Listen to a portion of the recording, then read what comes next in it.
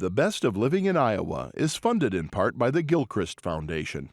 Founded by Jocelyn Gilchrist, furthering the philanthropic interests of the Gilchrist family in wildlife and conservation, the arts and public broadcasting, and disaster relief. Funding for this program was provided by Friends, the Iowa Public Television Foundation. Generations of families and friends who feel passionate about the programs they watch on Iowa Public Television. Hello, this is Morgan Halgren. For 16 seasons, Living in Iowa told the tale of what it means to be uniquely Iowan. Tonight, we honor that spirit by bringing you another glimpse into our rich heritage with a few stories from our archives. In this episode of The Best of Living in Iowa, we go to a reunion of the Williams brothers from Wall Lake. 3 of the 4 brothers, Don, Dick, and Andy, reminisce about fame, fortune, and their Iowa roots. They also croon a tune or two.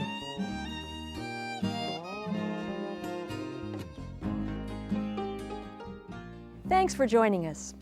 When John Glenn made his historic return to space in 1998, the music he selected to go with him seemed like an obvious choice to a group of hard-working individuals in Wall Lake, Iowa.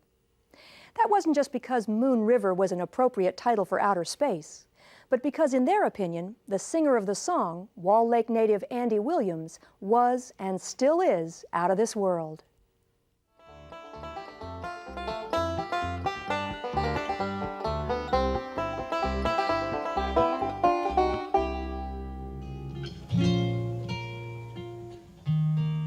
That sounds pretty good. Moon River, wider than a mile. It's not unusual to hear singer Andy Williams crooning his most famous song, Moon River. But have you ever heard him sing the Shoe Shine song with his brothers? Bong, bong, bong, bong. It's time to shine. So shine your shoes and you wear a smile. Shine your shoes and you be in style. Sun shines east and the sun shines west. Griffin polish shines the best. Some folks are not particular how they look around the feet, but if they wore shoes upon their heads, they'd make sure their shoes look neat. So keep your shoes shined all the time. All the time it's the time to shine. When you hear this familiar chime, bong, bong, bong, bong. Everybody gets it, it's time to shine.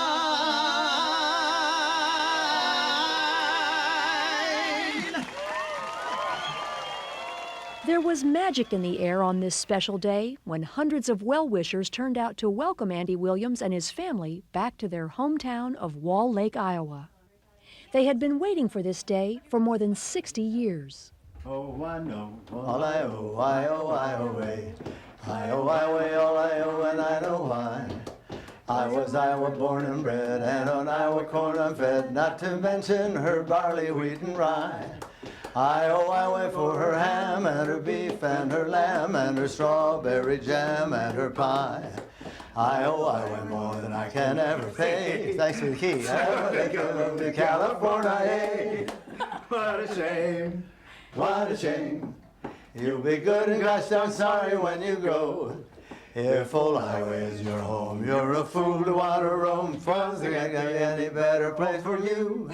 Iowa.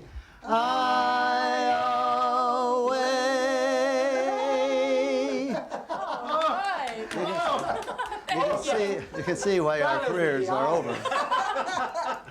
This is the story of their triumphant return, but also a look back at the early days of this century, when a simple Iowa family grew up in a vibrant railroad community. We'll hear some of the family's memories, including how they began their musical careers. More than that, we'll see how this gathering gave a small town new reason to celebrate. This is Andy, and here. This is Eddie, and I'm standing directly behind him. There aren't too many grown men who would wear T-shirts printed with pictures of their first-grade class. But Cap Rohde and Ed Ewald have memories of this 1935 class because one of their classmates was Andy Williams. They say he was just a normal kid. And were there singing activities way back then in 1st and 2nd grade? I have no idea. Matter of fact, I never heard Andy sing all the time he was in Wall Lake, to be honest with you. Andy used to have a little Shetland pony up here that some of the kids used to get to ride. And I think if you talk to Marge Stickrod, she was up here. So you and the Williams boys played together. What were some of the games that the families would play together? We played, I know one thing was marbles, because I have a marble of Andy's, and I'm not about to give that up. But we played, I was a good friend of Jane's, his younger sister, and we played dress up. And I remember Andy being in one of the dresses of when we were playing that game. In 1993, we were able to purchase the house that was the birthplace of famous singer Andy Williams. This was quite an accomplishment for us since we only had $80 in our treasury at the time. While it was a good day for childhood friends to compare notes, it was also a monumental day for a group of townspeople who had invested 6 years in restoring the Williams home. Betty Brotherton was one of the founding members of the Wall Lake Historical Society. We were known around town as the Hysterical Society. They thought we were hysterical, I guess, because we were trying to save history. Betty and Esther Bielema founded their decidedly non-hysterical society in 1992. After a failed attempt to save another historic home from the bulldozer, they were looking for a project when the dilapidated Williams house came up for sale. They spent their first year raising money by holding auctions, soup suppers, and knocking on doors. Once they purchased the house, the women rolled up their sleeves and, as Betty puts it, got very handy with crowbars. We had to replace siding. We would go and look for an old house that was going to be destroyed, take the siding off, because it accepts paint differently than new siding, so it would look different if you put new siding in. And windows, we were scavengers, going around looking for the items that we needed to restore the house and still keep it as it was. They replaced doors, walls, floors, even a staircase. Now the home is completed with a summer kitchen and smokehouse. Inside, it's filled with a trove of photos and recordings by Andy and his family. The furniture has all been donated, and someone even came up with a community quilt with Andy's mom's name on it. But up until Saturday, August 22nd, 1998, there was one thing missing in the house: the presence of those who once lived there. When we were doing it, we always say, well, will he ever come back? And we really hoped that he would, and yet he had no reason to really come back here, and he wasn't obligated to come back here. So I guess you could say this is our field of dreams, and our line would be, restore it, and he will come. I want more than I can ever pay, so I think I'll move to California, for to stay, for to stay. It's a gun necessary if you go. If Iowa is your home, you're a fool to want to roam, 'cause there can't be any better place from you. Iowa,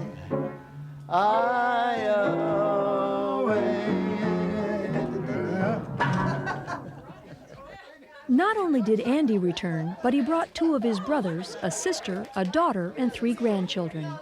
We'll have an exclusive tour of the house with the family in just a minute. But first, let's look at how their musical careers grew. Andy was the youngest member of a singing quartet that got its start in Wall Lake during the Great Depression. Their father, Jay Williams, had been a musician in high school, but he made his living as a railroad mail clerk. About the time Andy turned 8 years old, Jay got transferred to Des Moines, and the singing family found a professional gig on WHO Radio's popular Barn Dance Frolic and a 15-minute morning show. A few years later, Jay was again transferred, this time to Chicago. WLS Radio's Barn Dance welcomed the young singers. The Williams brothers, Bob, 20, Dick, 14, Don, 17, and Andy boasting the ripe old age of 12. Here they are, folks. Meet the Williams brothers.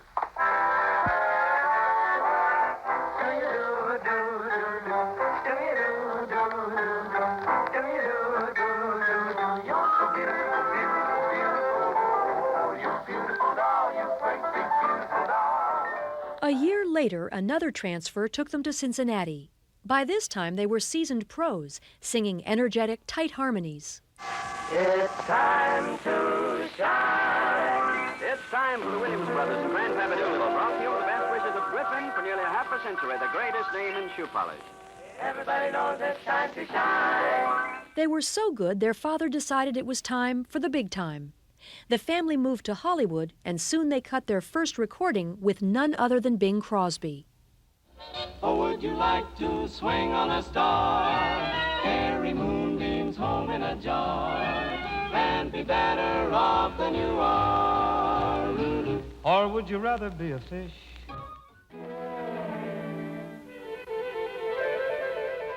The Williams brothers sang in a handful of motion pictures. Only the Williams brothers. They're always kidding. How dear to my heart are the scenes of my childhood when fond recollections presents them to view. And as the war years began, they reminded folks to keep your powder dry. Keep your powder dry, my boy, for the trigger doesn't figure to make noise. Don't forget it's fun. They said we were weak, we proved they lied. Oh, whatever this since the Lord is on our side. They know the end is just beginning. It's the final inning. Remember, keep your powder dry. They found success on the road, and they shared the stage with well-known comedienne Kay Thompson. Gonna be golfing tonight, folks will be cakewalking tonight. Hurrah, Riot Jubilee time! Hurrah, Riot Jubilee time! Hurrah, Riot Jubilee time! Hurrah, Riot Jubilee time! Hurrah, Riot Jubilee time! In the early 40s, the older boys were called away for World War II, but the group didn't break up for good until 1953.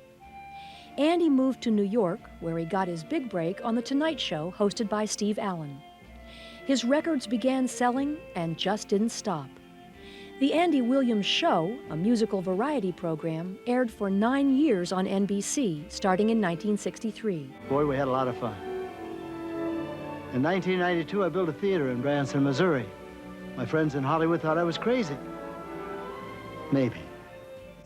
These days, he still sings 2 shows a day, 8 months of the year. The rest of the time, he enjoys golf and tennis at his home in L.A.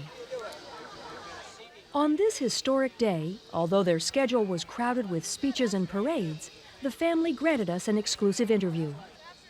The oldest brother, Bob, couldn't make it, but next oldest, Don, is wearing green.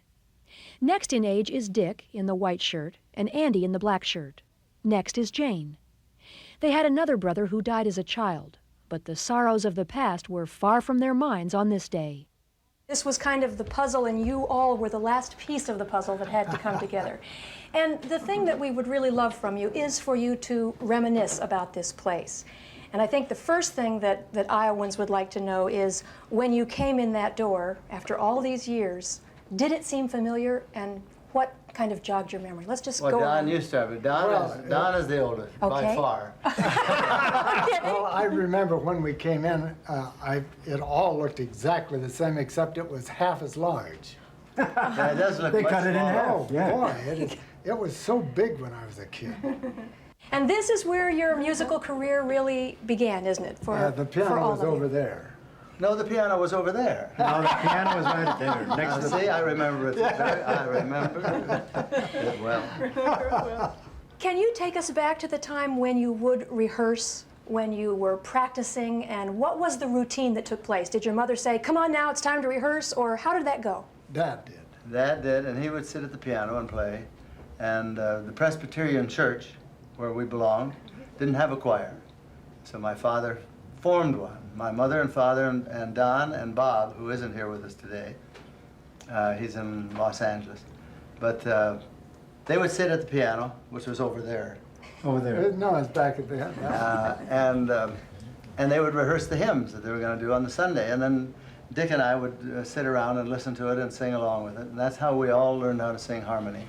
Did you just sing gospel music when you were practicing? No, or was not it all gospel. types? Not No? gospel. No, Presbyterian. Oh, okay. Gospel music is Southern music. All right. The boys have a little song here that's apropos, especially with gas rationing coming into effect. When you're a long, long way from home, there's only one way to get home, and that's on a streetcar. When you're a long, long way from home, it makes you like you're alone.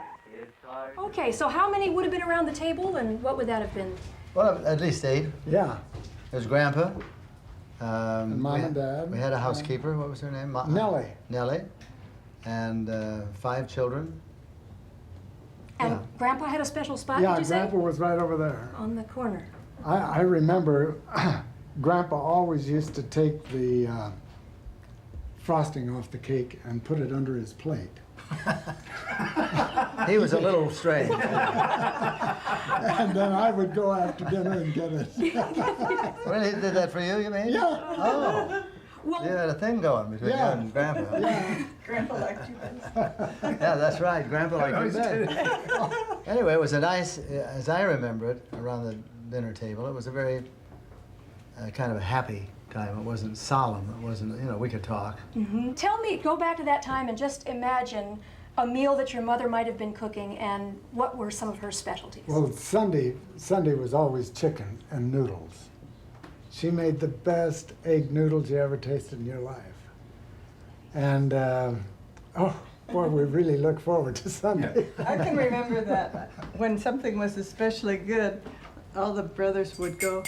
Oh, really? And it just drove my mother crazy. Really? It was driving? Oh, that's great. I have such wonderful memories of Wall Lake. I was 13 when I left here, and when I was a kid, they'd ice the hill down by the school in the wintertime. Do they still do that? Oh boy, we would slide down that hill. I hit the fire plug once. Hasn't been the same since. Anyhow, I love Wall Lake, and I'm so happy to be back, and thank you all. Were you all excited to come here? Oh, very, I'll say. And what was it that you hoped to see here or remember or feel or? Just being here and seeing people that we grew up with. Well, for me, it was like getting some sense of roots, you know, of where we were born, what it was like to live in a small town. Because, as I mentioned before, we moved around quite a bit. We moved to Des Moines. We were there for at least 6 years. But then after that, we moved to Chicago for a year. We moved to Cincinnati for a couple of years, and then out to Los Angeles. I finished high school in one school in Los Angeles, and the other years I was in two or three different schools. So I never really had a feeling of where I belonged, you know, whether it was Los Angeles or Cincinnati. So that's one of the reasons I wanted to come back here, and that's one of the reasons that I wanted my grandchildren to come. I just like it here. And it's kind of amazing that my grandpa was born in that house, and it's kind of cool that they're making a monument. You think you'd like to live in a small town ever? Yeah, kind of. I'd like there to be like a little more like restaurants and gas stations and stuff like that. He's from LA. He's from LA. Oh, that's great. Yeah. Well, and what has your grandpa said to you now today? Has he said anything about all of this? Has this been Yeah, going on? he said he really appreciates it that all that you guys have done.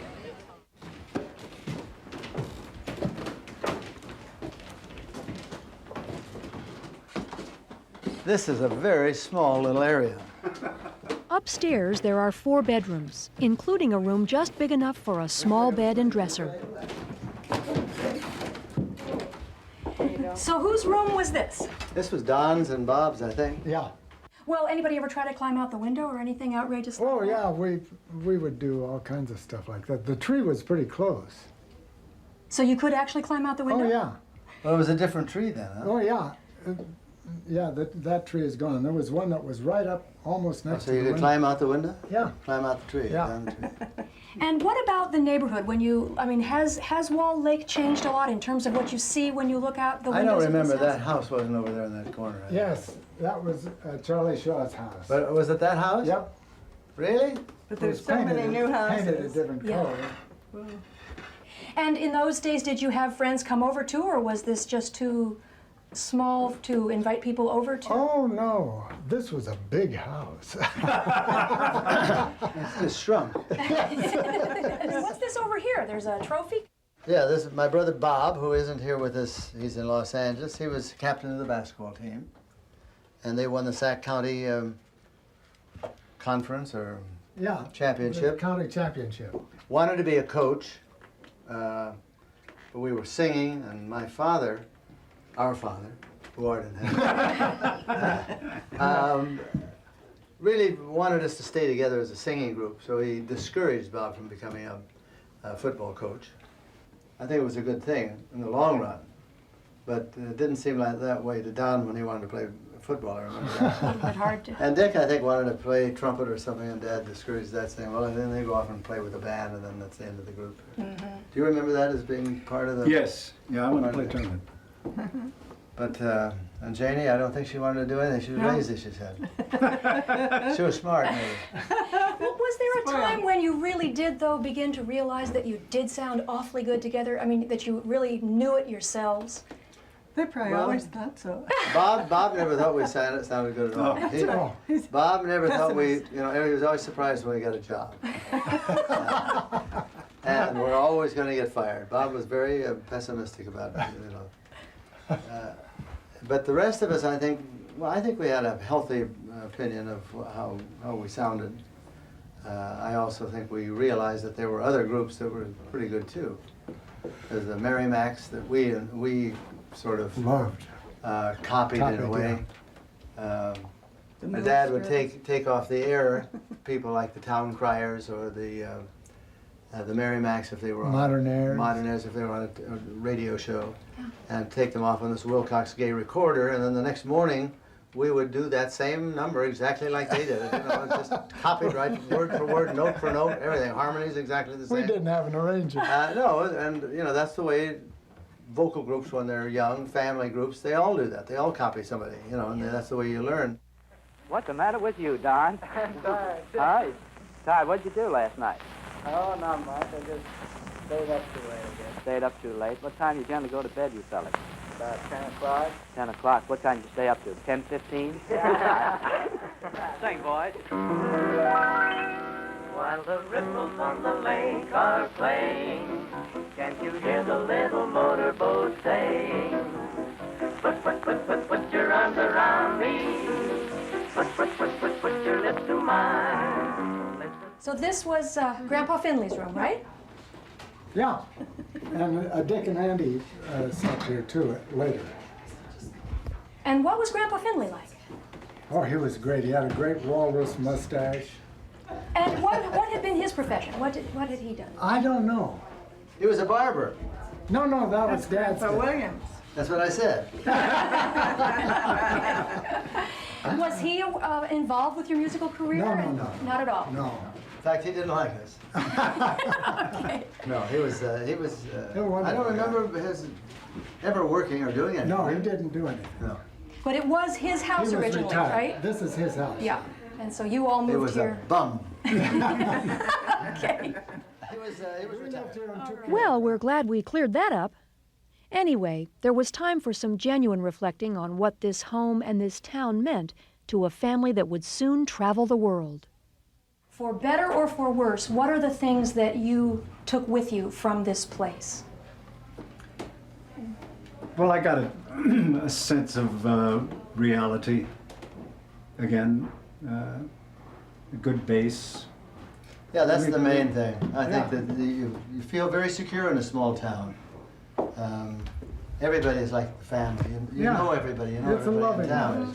And when you go away to a larger city, although Des Moines isn't that big, you take with you, I think, some of the values that you gain when you live in a small town.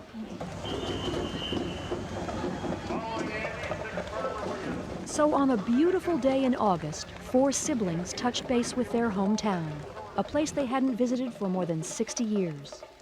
And they found memories, sounds, smells, and sights that are only found in one place, this small home on the south end of town.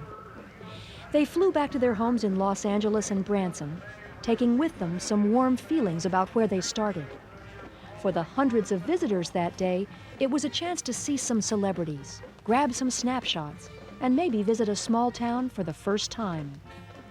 But for the townspeople who worked so hard to restore this modest home, it was a pinnacle, an almost unbelievable accomplishment. What's been the high point so far for you today? I suppose standing at the airport in Sac City and watching that plane come down and knowing that it's actually happening and having that plane taxi up the runway and then Andy and his family getting out of that plane, it was just the culminating event. And Andy, we're making you an honorary member of the Wall Lake Historical Society on August 22nd, 1998. Well, thank you Thank you very for much. coming. Well, thank you. Love you. What do you have to say about a small town and a dream that they might have? Well, don't be afraid to dream, because dreams do come true. And this one, ours has come true today.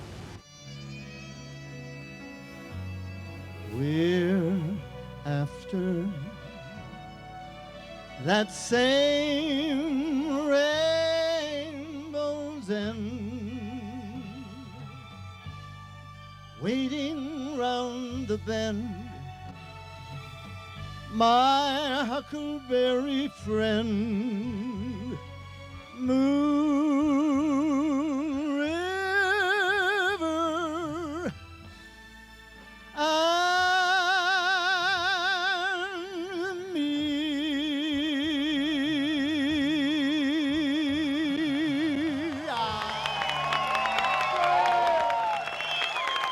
Thank you all very much. Thank you.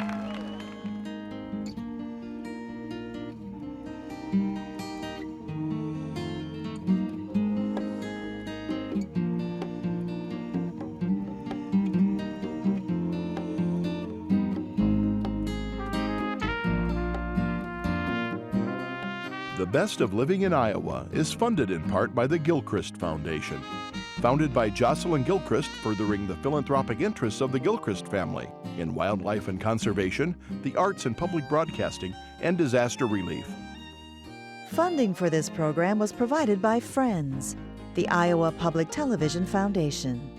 Generations of families and friends who feel passionate about the programs they watch on Iowa Public Television.